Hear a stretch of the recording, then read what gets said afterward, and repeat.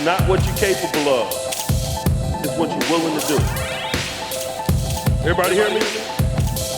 Belief in your own dignity, your own worth, and your own somebodyness. But I know I'm not going to stop putting one foot in front of the other every single day. And I encourage you to do the same. Will is a powerful thing. Ask yourself, what are you willing to do?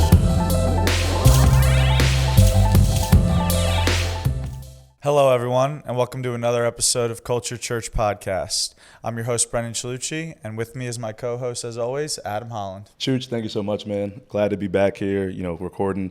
We had a little break, but I'm glad everybody is staying tuned right now. But most importantly, I'm really happy to be here because now we can finally be the big three again with our third co-host, DB. Welcome, guys. Thank you guys for having me. And it's glad to be here, Adam and Chooch. And it's been a busy time for me, but I'm glad we could finally do this. I want to commemorate you guys, too, for the hard work you guys put into the podcast for the first 3 episodes. I'm excited to kick off the 4th episode with you guys.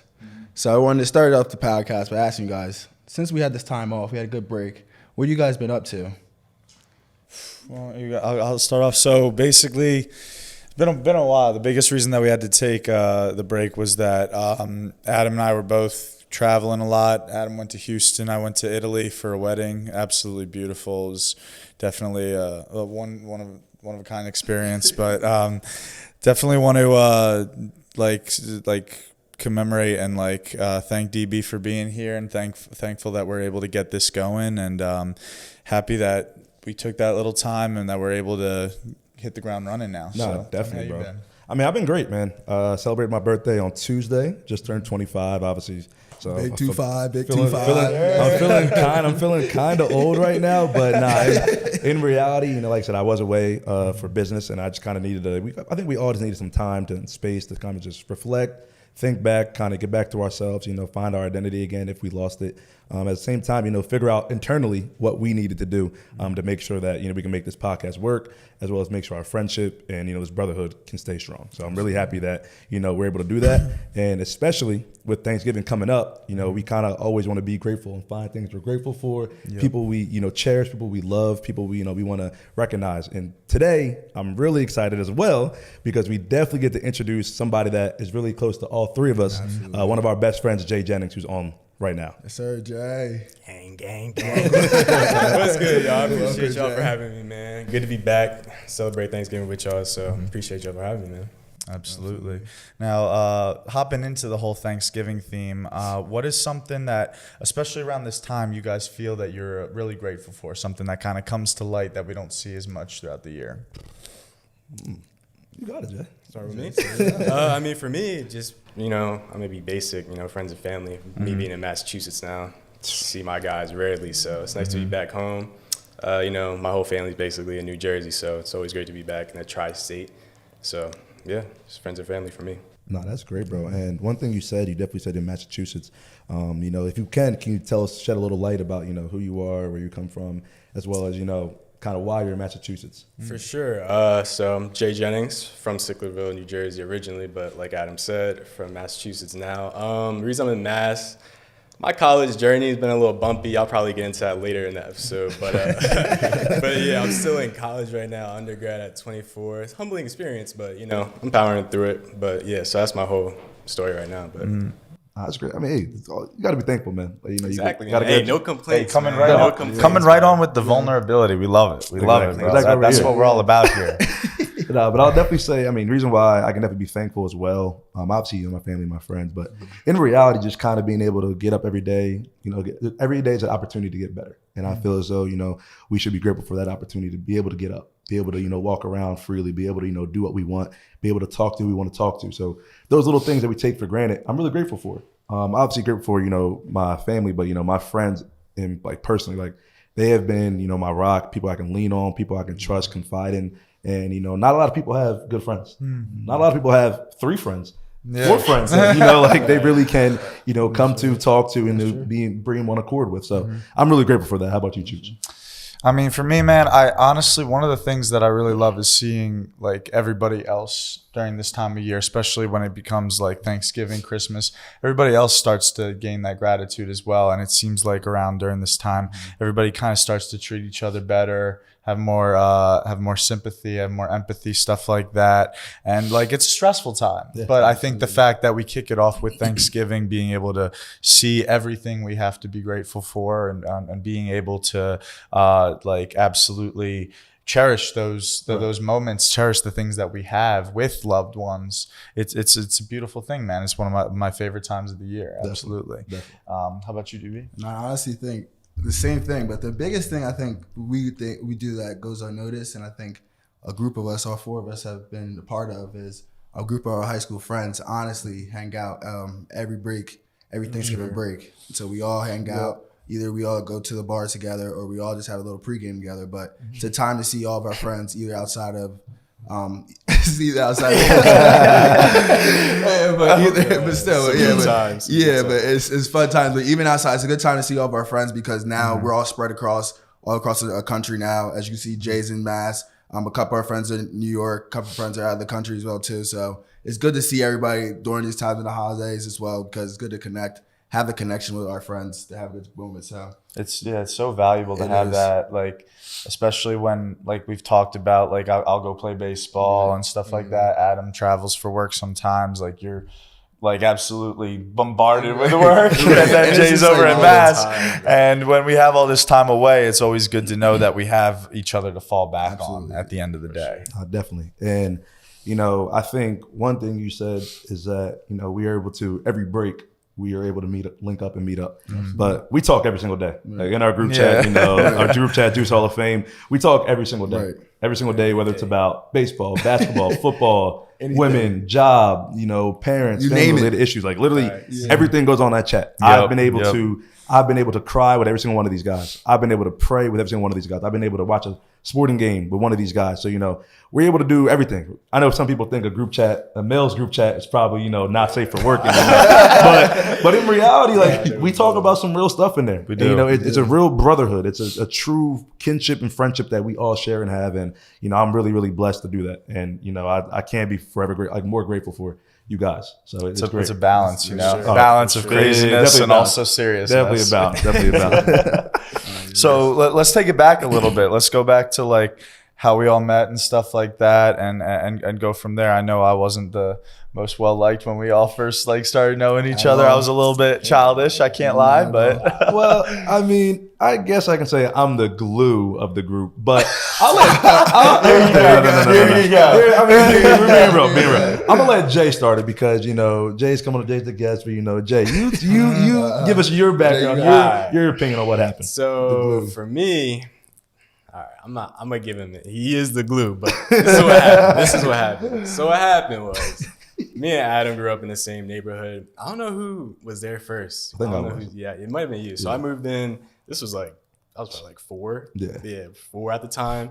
I'm walking around the neighborhood. I don't know nobody. I don't know why my parents let me walk around at 4 years old like this. But I'm just walking around.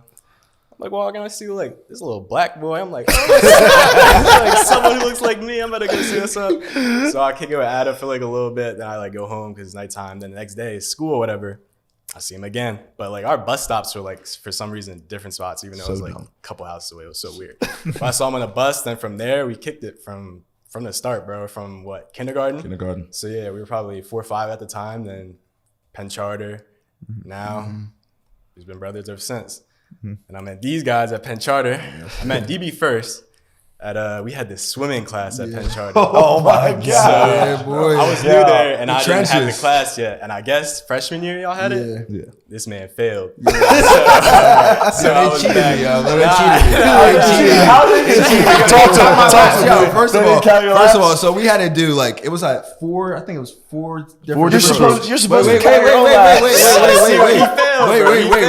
How am I supposed to count my own last? I'm dying in the pool. Like, first of all, like that's what we gotta talk about. Like it was 4 different strokes that we had to do. So we had to do 1 forward and 1 backwards, right? So we all had to do like freestyle, doggy, breast, back. Stroke. Yeah, that was and, So like for like what the hell we gotta do all those for?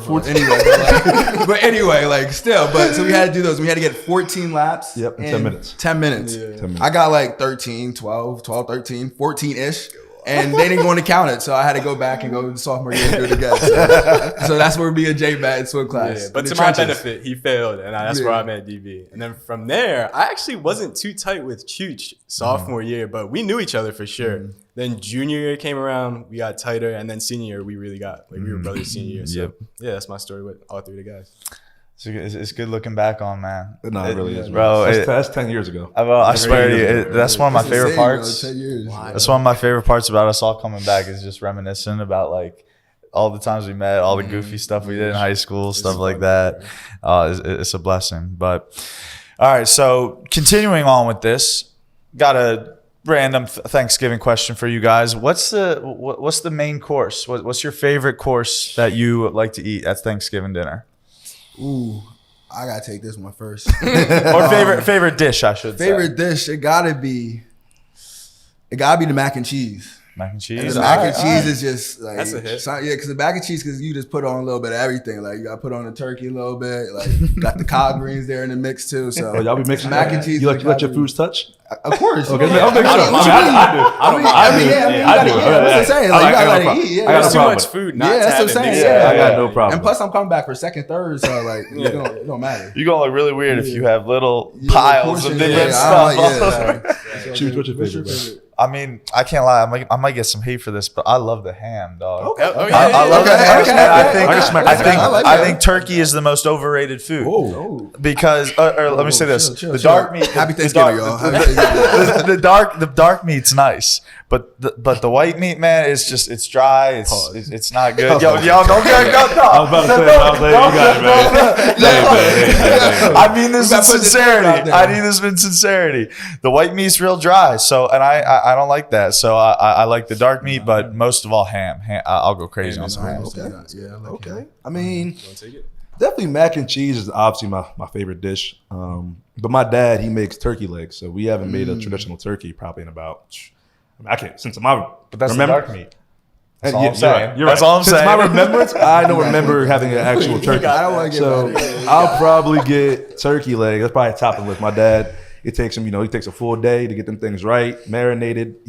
Boy, he in the kitchen right now. Yeah, I was gonna say he must be on He in the right kitchen. now. He in the kitchen right now. As soon as I left, Yeah. he was getting ready. So that's probably my favorite dish. I would say.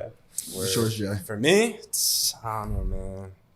Probably the candy yams, man. Oh, I'm a sucker ooh. for them yams. Okay. Wait, so you guys put marshmallows in your No, candy yams? no. Oh, you I don't I don't mind if people do, but Right. I Right, don't know. yeah. I don't know. Okay. Just put some brown sugar on there, some cinnamon in there. Okay. You straight. Oh, Yeah. You don't need no marshmallows. Marshmallows sometimes. I'm not against the marshmallows. Yeah. I got me hungry on here. Yeah, man. yeah. I Y'all need got something me Tomorrow, definitely- man. Yeah. Y'all definitely got me hungry. Nah, for sure. I might have to. We gonna have to break. And I will I'm be about to go coming get over something for to eat. leftovers to everybody's house. Oh, absolutely. If anybody got leftover, Yeah, please. leftovers, I I'll will make be- my runs. Making my runs. That's a must. Is like you're not just having one Thanksgiving dinner. You're having Thanksgiving dinner for the next week and a half after that, and you can eat all over again. It don't matter. High key. But like speaking of Thanksgiving, obviously like so, we have our friends here. We definitely want to make it a Thanksgiving episode. But something we really want to get down to is how this friendship, how this brotherhood has kind of transformed and kind of like been able to evolve over time. So how has this brotherhood shaped you guys? How has it influenced you guys, affected you guys? In a positive way over the couple of years. I mean, to start off, we talked about it on an earlier podcast. Is like, remember when we talked about like who raised us? Yeah. I look at it as like part of who raised me was y'all, because so I love my brother to death. Love you, Matt. You're great. But he was 15 years older than me. We didn't spend too much time together growing up. And like I'm a pretty outgoing guy. I never really had anybody to be like, yo, you gotta keep in line. You gotta chill, or like just kind of give me advice on other aspects of like how I went about my day-to-day life. And being able to grow up and gain such good friends to where like I know that if they try and keep me in line, it's for good reason, or if they're giving me advice on something, it's for good reason, stuff like that. It feels like that I have like people in my corner that are there for me if I fall, like, which I have many times. Like we've all faced our adversities, and that's what's so beautiful about our friendship is that every time we face our adversities, we don't look at each other like, why'd you do this? Why'd you do that? It's like, all right, I'm gonna help you out of this. I'm gonna catch you when you fall, that type of stuff. No, that's great. And that's something I value so much in this. No, I agree. And I think like brotherhood is like important to me. I mean, I think you guys all know like I really stand on brotherhood and like keeping this friendship and keeping our moral foundation of what we stand on and everything we all agree on. So, you know, like how brotherhood shaped me is just like, there's someone, especially like my core group, like you guys four and the rest of the Juice, is I fall back to you guys on everything, right? Yeah. I talk to my parents as my first go-to, and then you guys are immediately my second go-to. So like I immediately see you guys as my layback or my fallback position, as whatever I'm going through, I know my brothers got me through any of the situations I go through. Like Adam said earlier in the episode, like we all been through it with each other, with the ups, the downs, happies, the sads, deaths, all that. We all breakups, all that. We all been through that in our relationship. So like brotherhood like shaped me and influenced me so much, because now I try to look at it, and when I'm coaching football with these kids now, and like try to put the brotherhood to them. Like football is a brotherhood too, and it's big much as a brotherhood, and I'll talk much more about it later. But you got to understand that you're not going to get anywhere in life without some people in your corner, right? Yeah. So you have to really stand on that brotherhood. So you know, brotherhood is super important to me, and like it's important to have you guys in my corner, because I know even if all else goes wrong, I got my brothers, right? And I know I can stand on that 1,000%. Yeah. So, and it's not like, I don't mean to like jump in real quick, but it's not like you need like 100 brothers or nothing like that. It's like you need that small circle that's going to be there for you no matter what. Right. For sure. Absolutely. For me, it's just something Chooch touched on. It's that accountability factor. Like for me, I have two sisters, but they were half sisters, and like Chooch, they're much older than I am. So I don't have like someone that's always looking over me besides my parents.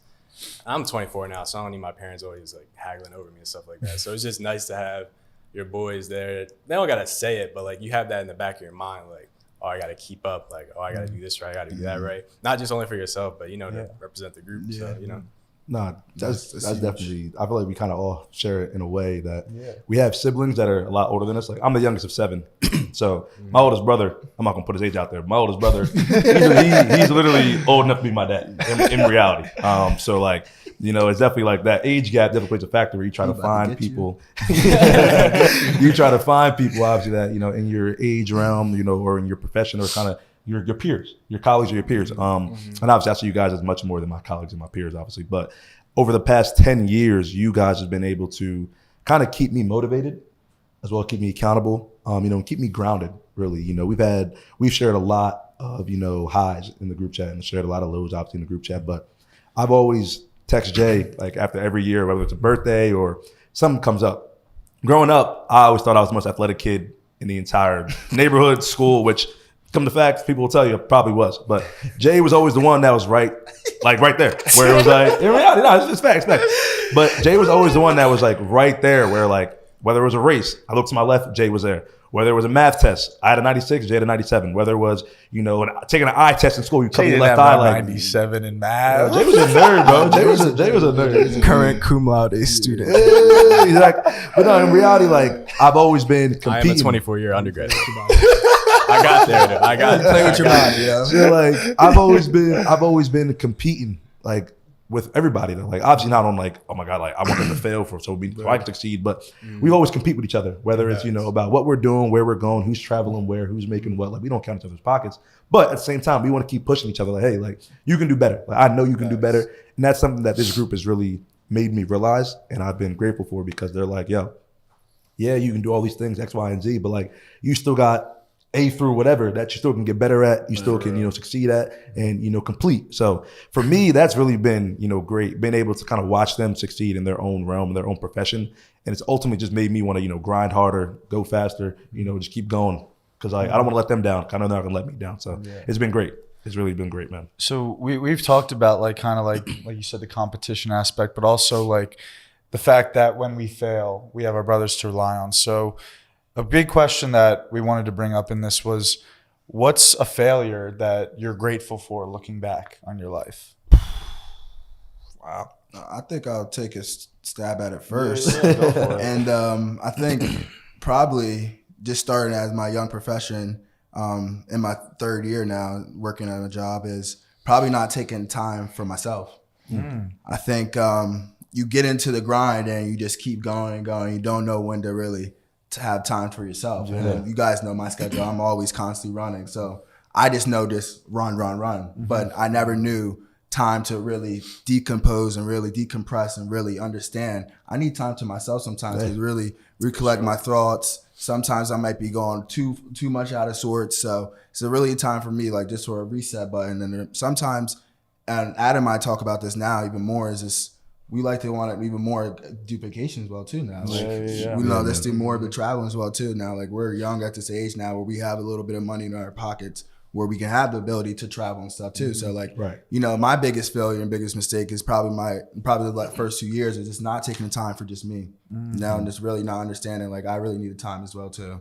So you got to be able to put yourself first, you know, No, and like understand like that is part of like your mental health as well as just being able to be like, yo, I need this time. I need to spoil myself a little bit, go on a trip or something. Yeah, no, 100%, DB. No, that's a great part, DB, because especially with work, I've been catching myself now with work, like you said, kind of just feel like I'm being stretched in too many different directions. Absolutely. You know, I feel like I'm trying to be this for somebody, be this for someone, you know, be there for the work and be there for the family, where it's like, yo, I really got to sit back and realize like, yo, I'm only one person.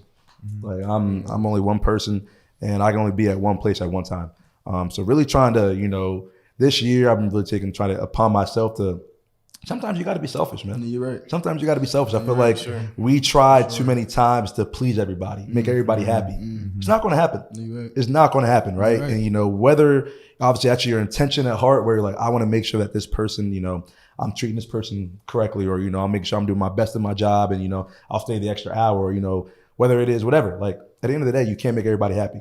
So it starts with yourself. And, you know, I've been trying to really drill that into my head recently where it's like, yo, man, like you can only do so much. So don't be mad at yourself if you fail in one area, because at the end of the day, like, you know, you did your best.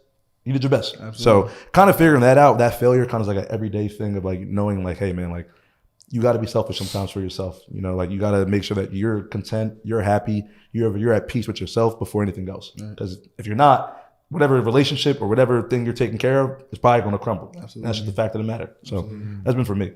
For sure. For me, yeah, mine's pretty easy. Mine is just, like I said, my college journey has been unnecessarily long. So mine would just be, you know, I was a D1 athlete in the past, like back in 2017 and 18.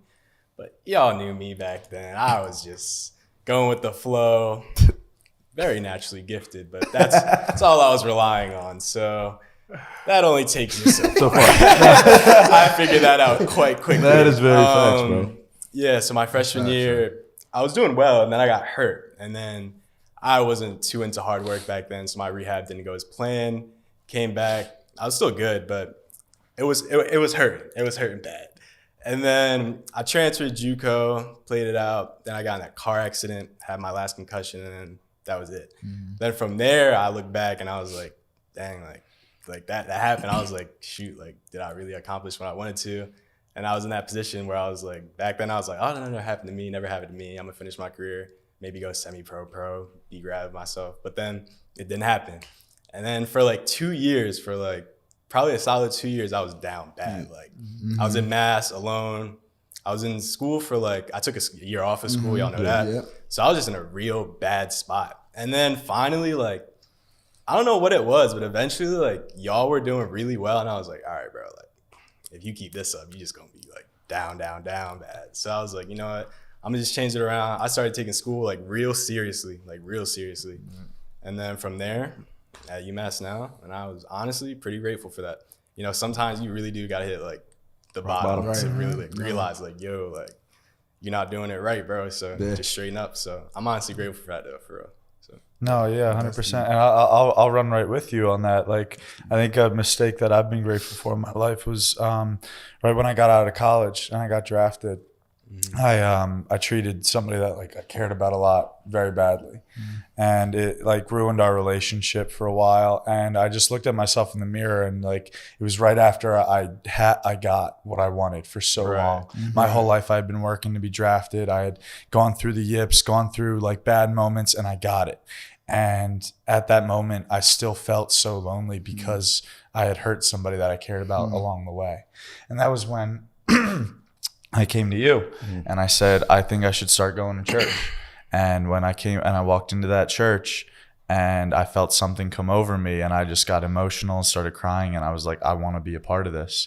And I knew, always looking back on it, every time I step in that church, that if I never went through that, if I never had hurt someone, which is unfortunate to get to that fact. But if I had never gone through that struggle, that moment where I wasn't happy with who I was, that I would never get to where I am now, which is grateful for being able to walk into that church every Sunday and be proud of who I am. And I think everybody, I think you can look at anybody that's successful, artist, rapper, painter, singer, musician, whatever it is, they've all probably gone through a rock bottom, gone through failure, gone through a wake-up call where it's like, wow, like if I didn't get this wake-up call, what would I be doing? Or, like this person didn't come to my life, what would I be doing? If this accident didn't happen, what would I be doing? And I think we all, since we're all athletes, we all share that similar fate when somebody probably tells you either A, it's time to hang it up, or B, you're not good enough, or C, they give you an ultimatum.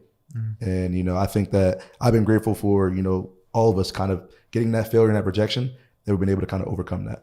For real. Absolutely. So obviously we're going real deep into gratefulness, and we talked about it like a little earlier in the pod about how it really shines a light on it during this time of year. What do you guys think are some ways that maybe we can, as a society, build on being grateful on all other ways, all other months throughout the year, all other seasons? I think it starts with simple acts of kindness. I think that's just a simple act of kindness is where we can all start from in the beginning. That's where I think that's like the first thing. I think before we go any deeper, I think that's like the first, and then open up to the whole floor first, and then just touch off that. I mean, I'm not gonna sit up here and be like, let's make a holiday every month. Like, I'm not gonna say that, but just touch on what DB said. Like, I don't know, man. Like, society, it's such a weird, like, everyone is not gonna agree and listen to the same message, but it's like using platforms like this. Not everyone's gonna see it, but there's few that do. Maybe catch a vibe, and they're like, oh yeah, maybe I should just be kind today or something like that. So it's just the right people using the right platforms to really get out a positive message. So, No, I mean, definitely. And I think it doesn't take a lot to be grateful. Absolutely. This is great. My parents, every day that I can remember, my dad wakes up every day, gets out of bed, says, thank you, Lord. Every day, just for getting up out of bed. My mom, every time we pull out the driveway, thank you, Jesus. Thank you for another one. My brother used to always text, on Facebook, he used to always be like, thank the Lord for another one. In reality, like, you have a lot of things that you can be grateful for, a lot of things that, other people don't have. And that's something that I've been able to take true to my heart, is where, like, I can complain about me being sore. I can complain about me not being 6 foot. I complain about me not being in the NBA. Like, in reality, there's a lot of things I complain about. You know what I'm saying? There's a lot of things I complain about. But in reality, like, I'm truly grateful for everything that has come across my table, come across my life. And, I think as well as you start letting people also know, how appreciative of them are you? Like, I think I try to tell y'all, hey, I appreciate y'all, man, every day. Whether even it's a birthday celebration, even if it's not, I just try to let people know that, they're loved. Let people know that you accept them. Let people know that, like, hey, I care about you. I'm thinking about you. I'm praying for you. I hope you do well in life. I hope that next paycheck is a paycheck you need. I hope that next opportunity is a job for you. So being able to go up to people like that, like you said, simple acts of kindness where you don't even got to know them. Just let them know, hey, God bless you. Simple as that. That goes a long way. It goes a long way. And people got to put that pride, that ego, that selfishness aside for a second and just be like, hey, man, like, I don't know what you got going on in your life. I don't know what's going on with your day, but hey, I hope you have a good one. Yeah. Simple as that. And a part of that comes into it is the optimism of it. I mean, there was a great quote I heard where it was like, you can complain that a rose has thorns, or you could celebrate that a thorn stem has a rose at the end. Oh, wow. Like, you know what I mean? Like, it's like the idea that like, there's a lot of times where we have things that are good in our lives, but sometimes people pick at it to see what the negatives are. But at the end of the day, when you have something good in your life, celebrate the good in it. Right. And I think, Chooch, you picked up a good point when you said people picking on the negatives. Like, you just have to think about other people in different situations, right? So like, for us, we pick on, like Adam said, like our backs hurting or something. But another situation can be how am I going to feed my kids tomorrow, right? So like, these are different situations we are picking on. Like, we might be picking on something that may be small for us, but something much greater for a different society. So like, we just want to think about that stuff too, and just to be grateful of all the stuff that we have, especially in our life and especially in our four lives, and with our parents backing us up with everything. Like, that's just something we did. Like, we should all just grateful for having just all parents that really just help us and pushes us keep going and inspire us to do more and do and be on these platforms as well too. So I think this is something we also need to harp on. Yeah, too. and DB, to that point, man, it really brings you up to, I meant to shout him out a little bit. So our close friend, Tommy Gibson, is fighting, a life-altering, challenge right now. He got in an accident, and, he's doing well. He's good in spirits, but, he has to change up some things in his life right now. And, some people want to feel bad for him, but I just talked to him 2 days ago, and, it really made my day. Absolutely. If anybody knows Tommy just charismatic, high energy, driving motorcycles, cars, lives a great life. He's always happy, always smiling. And now, he's in a position right now where, I could see why he wasn't smiling. And I asked him, like, hey man, how are you doing mentally? Like, just let me know, like, how are you doing? Like, no cameras here, nobody's here, just let me know. He said, man, I'm so grateful to be alive. And for the condition that he's in and the situation he's in right now, it just truly made me grateful. I'm like, yo, like, here's somebody that could be complaining, somebody that could be upset, somebody that could be crying every single day, fighting their own personal battles. And he just said, hey man, I'm happy to be alive. I'm gonna attack this rehab head on. I'm gonna attack, these challenges head on. And, it's made my heart glad. And I'm like, man, that's just something that for me, I'm like, how can I complain? How can I be upset? Like, I can't be like, I'm able to be freely and do what I want. And, I think we all got to take that mentality of like, hey man, like, grateful to be alive. Every day is an opportunity. Right? You gotta simplify it. I mean, like, it comes down to like the simplest things where like you wake up, go take a shower to start your day, look up, be like, I got a roof over my head, I got clean water, I got food downstairs waiting for me, stuff like that. And when you have things like that and you're able to look at the simplest things and be like, I have that in my life, there's not much I should be complaining about right now. Absolutely. High key, bro. Tommy, we love you, man. We're praying for you. Yep. Keep continue to get stronger, man. Definitely, Keep bro. continue to do rehab, man. We're all in your corner, man. Yep, always. Now let's switch it up a little bit. Let's talk football.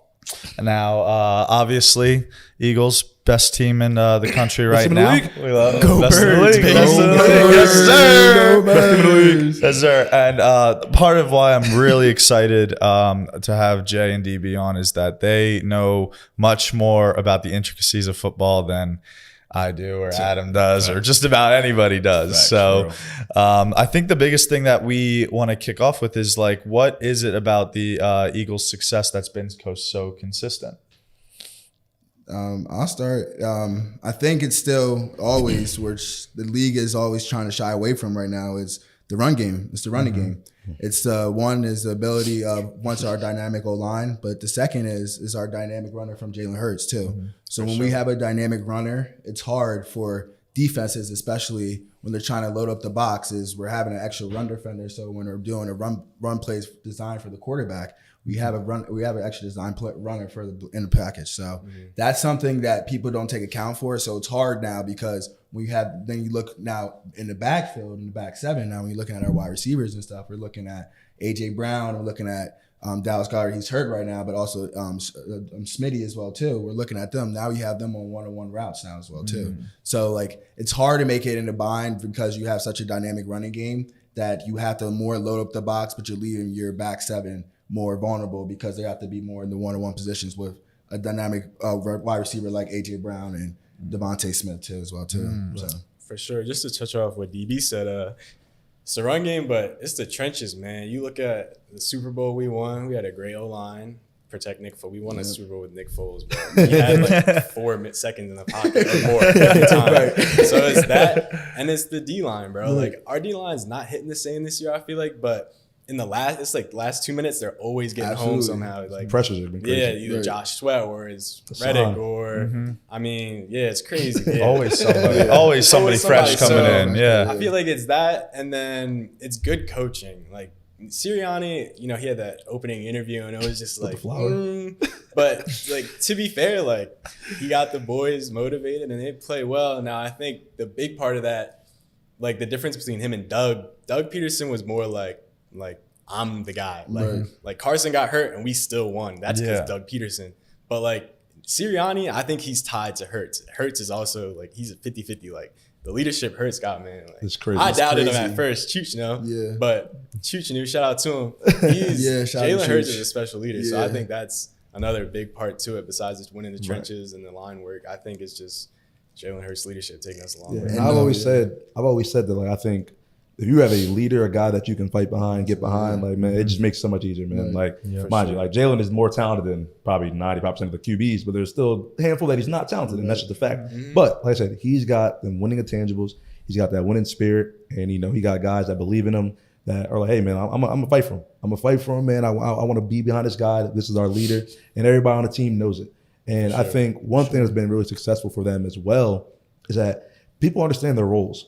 Like, obviously, you might see the A.J. Brown flare-ups on the sidelines. You might see, Sirianni being crazy, talking about flowers, whatever like that. But, like, everybody knows their roles. Everybody knows what they need to do, check off their X's and O's, dot their I's and cross their T's. So everybody's been doing that, and I think that's why the record shows. Mind you, hasn't been pretty at all by any means. We probably played about maybe one really good game, maybe. The Miami game. Yeah. That was probably their best game. Yeah, but other than that, like, it's just been, how can we find ways to win? Right. And I think if you have a team like that hasn't been able to put 4 quarters together one time, and they still are, 9-1 are we now? Yeah.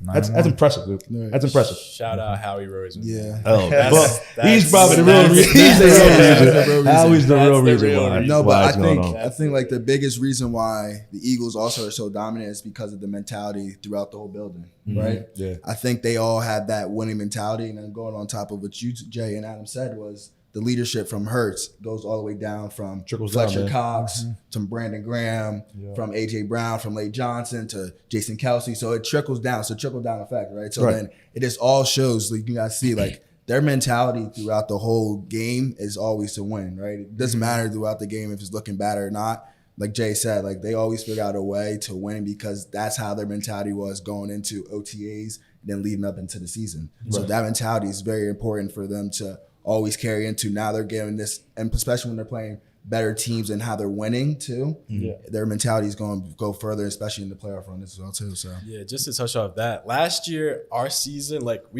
I think we were 9-1 at this point last year, or like something like that. But we were just blowing everybody out. Shout out Shane Steichen, man. I miss you. I miss you, man. I miss you too. Dave's a big Steichen fan, bro. He was the reason. We were just blowing everybody out. But then, like, we got to the playoffs. We blew out the Giants. We blew out the Niners because Purdy got hurt. And then we get to Chiefs, and we're up. And then we start not going for it on 4th downs. We start getting tight. And I think that's because, like, throughout the season, we weren't really tested, like, at all, really. Yeah. And this year, like, the games we lost last year was Gardner Minshew played, and then the one game versus the Commanders, I almost said. And then we lost some other game. But then this year, we're in so many close games, and we're building this callus to where once you get to the postseason, you're like, oh, we might be down 10, but we came back against the Chiefs in Arrowhead like just a couple weeks ago. Oh, we can do this. Absolutely. Or we're down against the Niners in the NFC Championship game. We could be like, oh, we were just down, blah, blah, blah. Like, we got this. So I like that about this team. We're winning in different ways. I want to, I really like that you said that too, because I wanted to go back to your point about, like, the brotherhood that you were talking about earlier, because the one thing that I've always noticed and respected so much about football is that, like, it's almost like going into war. Like, for me, like, playing baseball, I go out there every day. Every day I just think about it, like, the mentality. It's just another game. You've done this before. You can do this again. You can be successful. But in football, like, from an outside perspective, the way I look at it is these guys are working as hard as they can, putting their bodies to the limit every day for 1 day a week. For 1 day a week. I saw my boy Pat Johnson the other day at the gym, and he said he does not sleep after games because there's just so much adrenaline that's pumped up. Absolutely. So I want you to definitely touch on that a little bit. Yeah, so then, football is really much a brotherhood just because the fact that you're really with each other for half the year, majority of half the year throughout, depending on what division you're in or depending on what level you're in. But, like, say for college-wise, you're with each other more for half the year, just doing workouts, it's all training. So, like, you're knowing each other ins and outs and personal life because majority of the time leading up to summer camps and stuff, you're in there like a job, 8-hour days from film sessions from 7 a.m. all the way leading up to 7 p.m. at night from you getting off the field or you looking at more film as well too. So you build a much brotherhood because it's such a sense of a family there because some people this is all they have, right? So football is really like their sense of family, and this is like some people's way of getting to where they want to go, or this is their escape. So, like, that sense of brotherhood for people is just very important because they need to have that camaraderie for them to move on to for us to be competitive and for us to compete at a game too. So, you know, like if we don't have that sense of brotherhood, that's why you see teams sometimes as well, and it's not as clean, it's not as neat as you see as the good teams, because that locker room and that brotherhood and that mentality is not what we're looking for as well too. So DC, question for you. So obviously you played football at Cortland, obviously, you know, played in high school, but you know, that idea of you got a whole week, right, to prepare, all that, to prepare. So, you know, I almost knocked that thing over. To prepare, you know, obviously get right, get set. Tell us about that. Like, how does that go into, how do you stay locked in for a week straight? So like, it is, you know, it's actually like really hard. Like, so most of the days how our season will go is the Monday we will have normally take off, right? So Monday we will take off. We wouldn't really do too much on Monday. But on Tuesday, I would really start revving up practice. And Tuesday, we'll get our scouting report.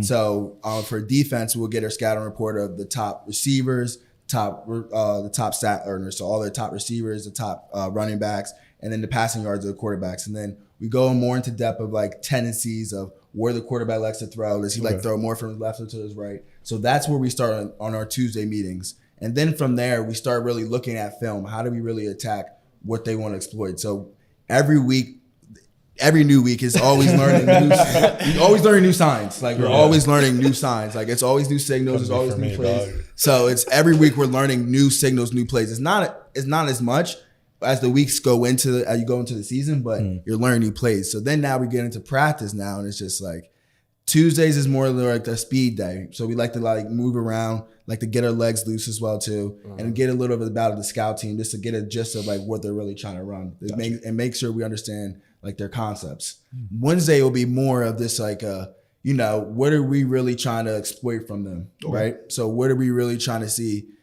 They really like to hit. So say if a team really likes to run from the right side, like what defense are we going to do to stop the run from the right side? Because you can see 75% of their runs are coming from the right side, right? So so we look at that stuff too, take that stuff in consideration. So then leading up to like the days on like Friday, Thursday's the same type of days as well too, but it's less physical started on Thursday, right? Because now we're getting ready for the season now too. So then we're getting ready for the game on Saturday. So then Friday's more through as a walkthrough. Of course. Nothing. That's always like the perfect nothing's done, right? Nothing is like you really do nothing. Like it's really a walkthrough. Like you really should not be out there more than 30 to 45 minutes, right? It's always just a walkthrough. Just make sure you get your plays down, understanding what you want to make sure you understand your assignments in different packages as well too. So then it's always a check-in for different packages, like for blitz packages or dime and nickel packages as well too. So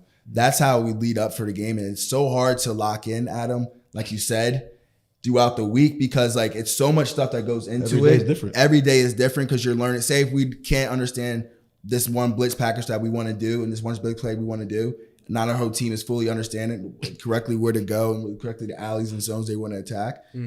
Our coaches might be like, okay, we don't like this, so we're going to take this away, and we might put another blitz in, or we might revert back to the blitz we did last week. So it's always your mind is always moving, and you're always constantly thinking about stuff right now. That's for sure. So that's why it's all like that's why football like gives you a lot of multitasking skills, because when you get into the game and stuff, when the motions are happening, you got to know what coverages to check from and from there too. But if they revert back to a formation, you got to go back into your base. So like it's all this different stuff you have to think about, all these different intricacies we talk about Chooch all the time. So it is a lot, and it's like I don't think people realize how much knowledge and how much really knowledge you have to really take into football. It's not all about physicality; it's more about knowledge and more about learning your read steps and learning how to take the proper angles and learning what exactly offenses like to run.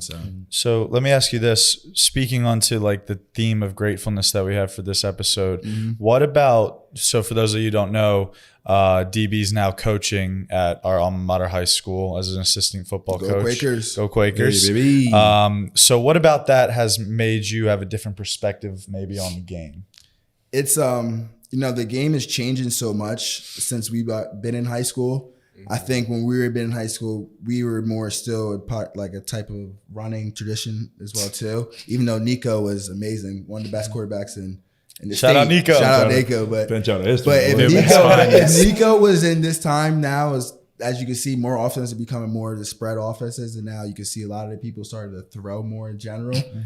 Nico would have had probably like 3,000 yards. Nico would be seriously, Nico would have probably had 3,000 yards. So it's like that's like something. Yeah, that's something like I do notice now. And then it's just like, how do we coach? How do you like teach these kids like the proper techniques?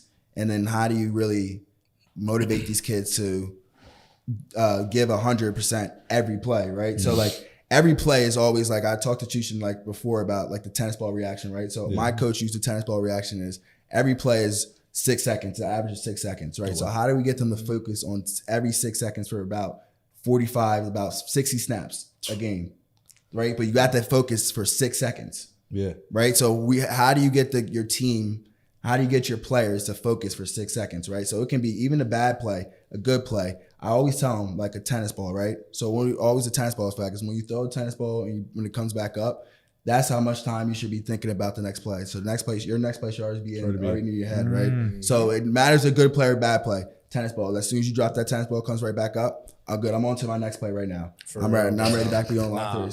So that's how it had to be, because for example, if you get beat on, because I coach the DBs, the defensive backs, if you get beat on a deep bomb, right? Clips. And they catch it on you, right?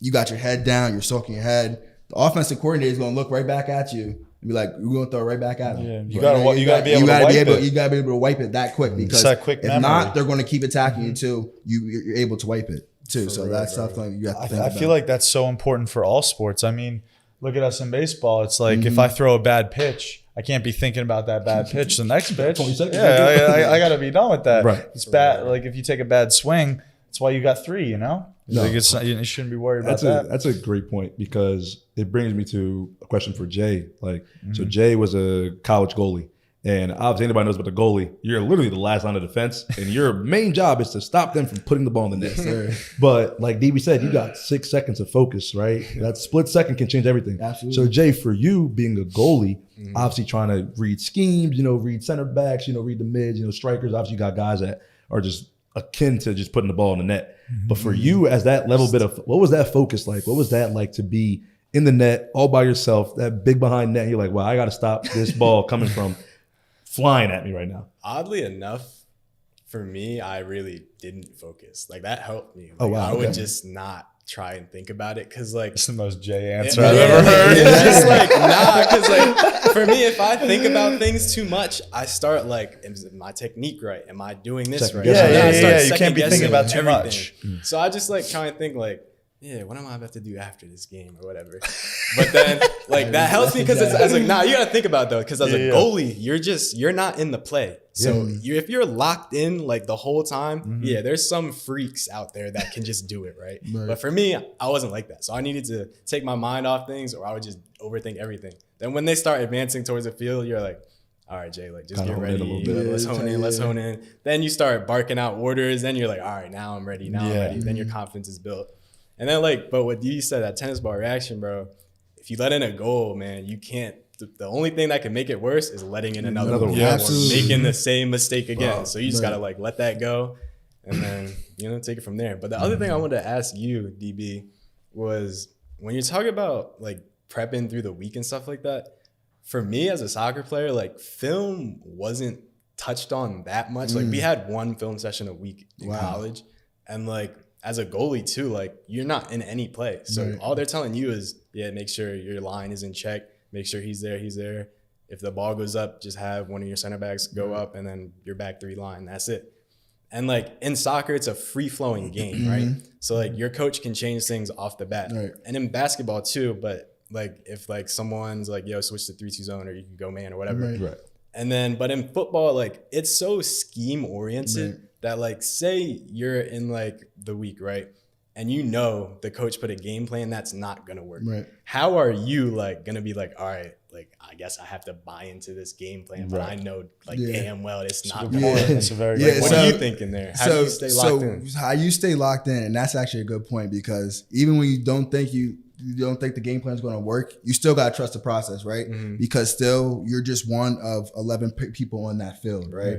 So say if I don't like the game plan, but the rest of my teammates do like the game plan, if I'm messing up on my position only, They're just scoring because I'm messing up because of one person. Right. My job is not, I'm not filling my assignment, right? So that's something that I always think about is like, that's when we come back to the brotherhood. Like, you always got to depend on, you always depend on 11 person on the field, right? So like, there's always 11 person, but everyone has one job only. Right. So that's something I always got to think about. Like, I'm like, even if I don't like the gameplay, I'm just like, man, like, I got to just keep going with it. Like, it's just something, because if you don't keep going with it, right? It's just, I'm telling you, like, you're going to get exposed because like, you're going to know, like, your D coordinator, everybody else on your defense will know that you're not doing the job that needs to carry out for the defense to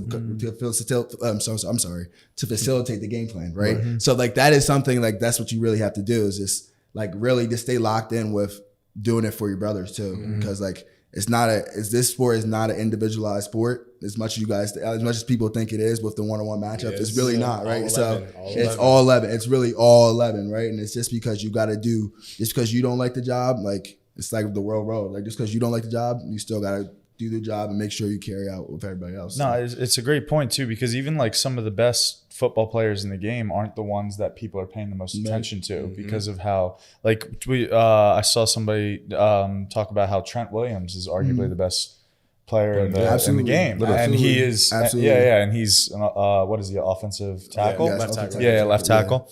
So let me ask you guys this, going off that. Obviously, it's been kind of like a down year for quarterbacks a little bit. I mean, Jalen's the front runner right now, and he's not having his best statistical year. MVP. So who do you guys think could maybe come out with the MVP this year? Jalen Hurts.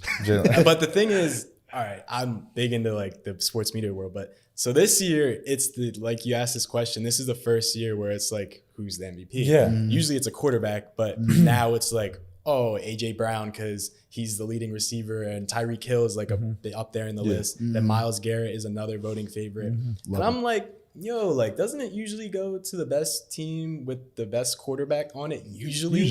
But now, like, all of a sudden, it's just not happening. It's because it's Jalen. That's why. It's because it's Jalen. And the media hates Philly, bro. Like, I listen to Pro Football Talk every morning, and I love Mike Florio and Chris Sims, but all they do is just rag on the Eagles because we got the tush push, we got all the best players, like all this stuff. Now everyone wants to hate on us, so it's just like, bro, I think it's Jalen Hurts, but if it's not him, Lamar. But they've been dipping off.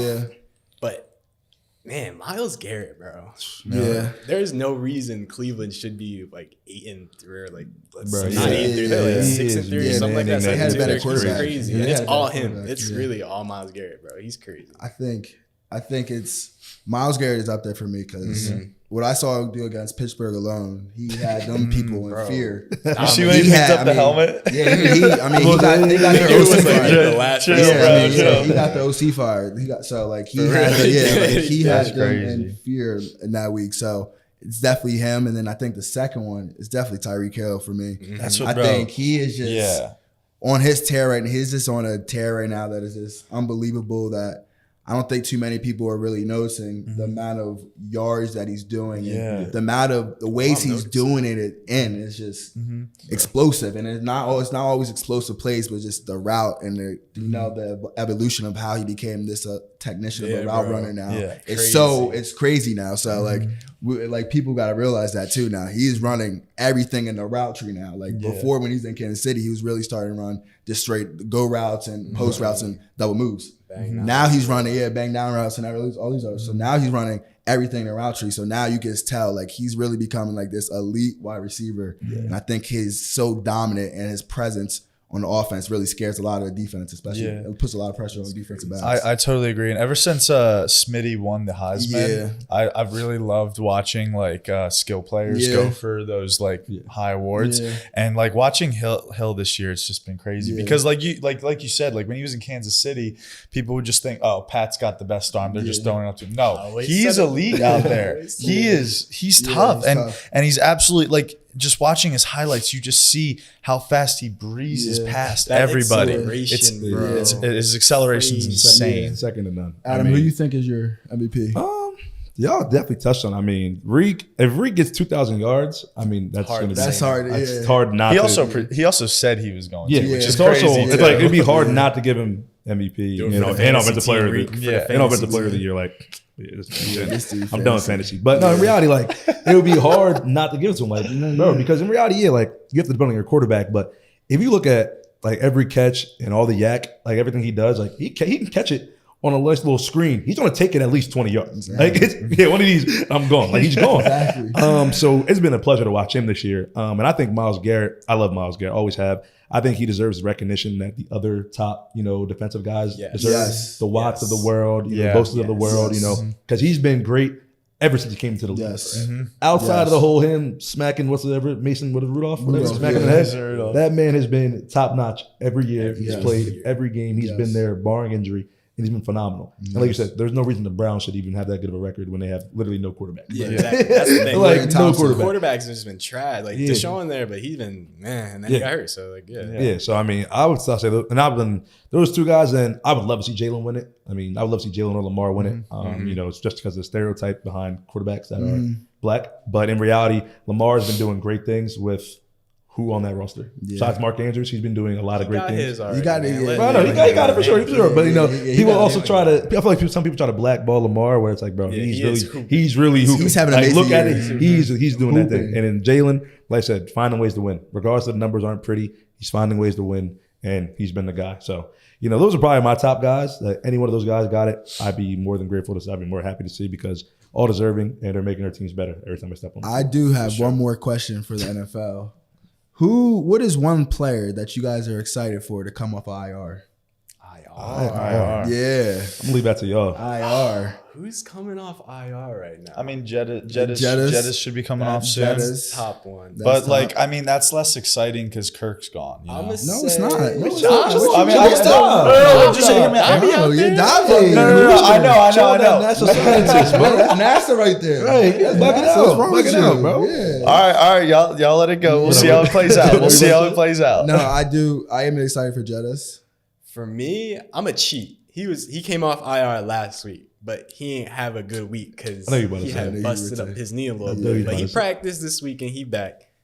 Stevan. AJ. I knew you let That man is I know. I knew you were going to say that. Pray that his knee is really all right and he ain't rush anything back. Yeah. But when that man comes off IR and he's straight, the Dolphins going to be a problem. Yeah. He's so crazy. He's really dynamic. He's definitely dynamic. That you've been thinking about? He's on my fantasy. You posed the question. Yeah, he's on my fantasy. He's from the Rams. Kyron Williams. Oh my God. Running back. I forgot he'd been going that for a minute. boy is going for different. a minute. He should be coming back from his ankle injury. I think this week or maybe next week. I think it's this week. Yeah, Because they cut Darrell Henderson. Yeah. So I think he's coming back. They trade Cam Akers, right? Yeah, he was the Vikings. He tore his Achilles. I think he got hurt too. Yeah. So I think I'm excited for him to come back just because of how dynamic he is in the backfield. He can get out and be a wide receiver as well too. So that's also just another advantage. Now you see more running backs to be able the ability for them to catch out of the backfield, or even be in the ability to catch as in the wide receiver position as well too. So he's dynamic. I'm excited for him to come back and give me some points on fantasy because I'm not looking good right now, fellas. Not looking good right now. All right, well, I'll say, first of all, no disrespect to Josh Dobbs. All I'm saying is I love Kirk and I love the way he throws the ball to Jettas. Now, I know this is a little biased, but I need Dallas Goedert to come back. I need Dallas Goedert to come back for the Eagles and also for my fantasy team. That would be my pick, honestly. I don't say Dallas just because he makes the offense so much more dynamic. So much. You got put him on IR. I don't know if he's on IR. I just know he's hurt. He's just been out a couple weeks. I think he's on IR. I just know he's hurt. So if he's not on IR. He broke his forearm, right? Yeah, but I think it's like a 3 or 4. I don't think we put him on IR because we want to bring him back in the spot. But he is out for basically the IR. But I think he definitely just makes our offense go dynamic. Another person to think about when like all them Reeds were gone. Right, sure. Another person like, all right, we got to make sure we have eyes on him at all times, which opens up something else for Swift or whoever it may be.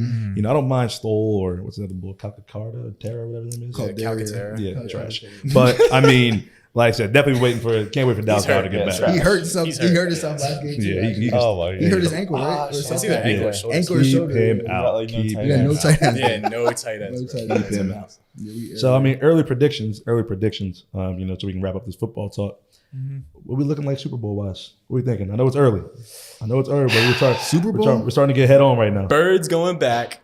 I really do believe that. Now, the Niners do really scare me because Shanahan is going to tear up the over-the-middle quick game pass and stuff, all that. Boy. But I do think we'll overcome that. We might lose to them in the regular season, but we'll get our lick back if that happens. And then on the AFC side, man, it's tough because in the beginning of the year, everyone's like, oh, AFC's so good. But in reality, you look at it, Chiefs, the Bills, they might beat us this week, so I'm going to watch my mouth, but they're not as good as they should be. Yeah. The Bengals, they're Joe's done. gone. Ravens, they've been dominant, but they just lost Mark Andrews, and that's huge for Lamar. You look at his passer rating with him and with off, it's night and day. Right. And then who else is up What do there? you want here, dog? You fix up this stuff. It's just like, you look in the AFC, open. it's just like, it's really Yeah. open. It's open. So my pick is, like I said last year, I was optimistic when we were facing the Chiefs in the Super Bowl, but I did think we were going to lose because it's Mahomes. Like, if you're facing a great, you only got to count how many times they're really going to lose. Now, except LeBron, because that's just unfair, and he's my GOAT, so we're not going to touch on that. But yeah, when you're a great, you usually overcome like great teams or whatever. So, or like the humps that you haven't gotten over. So my pick is the Ravens. I do think Mark Andrews missing is going to be huge, but they said it might not be as bad, but it looks like he's done. Yeah. But I do think Lamar can do it, and he's great, and I think he's going to finally have that breakthrough like playoff moment where he just finally breaks through. But he's going to lose to us. In this They're going to lose. They're going to lose. I gotta say the Dolphins. I mean, they're even, and I love that pick because we beat them in the regular season and we played great against them. But I think it's gonna be Eagles Dolphins. I think their offense is just so fun to watch and it's so dynamic to where it's gonna be very hard to stop from other AFC teams. And hopefully we have a really good Super Bowl against them. High scoring one too. Dude, that would be probably one of the most watching games. Yeah, that'd be That awesome. That would be exciting. In the cold though. I'm about to say, I don't know about my man too. He like the warm weather, He might be man. hurting, yeah. I think, like, I do like the Eagles to go back. I do. In the AFC, I mean, I can't count out Patty. I mean, you just can never count out Patty and their team. I think this game, just looking at their team, how they respond, I think they're going to really respond really well. And I think the Chiefs always hit like a season lull first before they start getting into their stride. Yeah. So I think this is like the season low right now for them right now. So I think they're really about to get back into that playoff form. So I think we need to really look at them coming back up soon. And then I hope they don't. I mean, if you think about it, if we got like a Dolphins Chiefs matchup and then like a Eagles 49ers matchup in the conference finals, that's gonna be some fun football. The script writers be going crazy. They would be going crazy. No, it's fun though. That's good. So I think I'm looking at the Chiefs or I'm looking at the Dolphins as well because I think, like Chu said, I think with Jalen Ramsey coming back is a game changer. Quick two picks as soon as he gets back. He got 3 in the season already. Played 3 games already. Yeah, got 2 last game. So so it's just like him is a difference maker, I think, for a lot of what the Miami Dolphins are trying to do defensive wise because now allows the 2 corners to really go lock up and now they can start sending a different lot of blitzes and different lot of other different zone packages as well too. So I like them too. And we really do appreciate that analysis from you guys because obviously that's why we wanted you guys to be on. But getting past our time here a little bit, so we want to wrap things up. Obviously when we get together, we kind of just flow and just keep talking, so it kind of happens like that. But I mean, literally. But in reality, I want to thank Jay for coming on with us. Taking the trip, be home with us, and come on the show. DB, obviously, great to have you back now. Big Three's back, but we always end it on a word of the day. And I kind of want everybody to kind of just go around giving Thanksgiving, the theme of gratefulness. Just kind of give us, one last thing to give the fans. Jay, start with you. Is it a word or is it just like a little message? Message, man.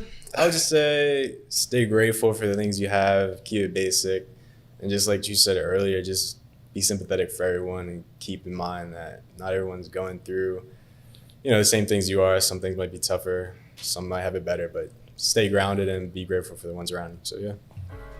I think mine is just thankful. I mean, just be thankful for the ones around you, things you have, things that inspire you.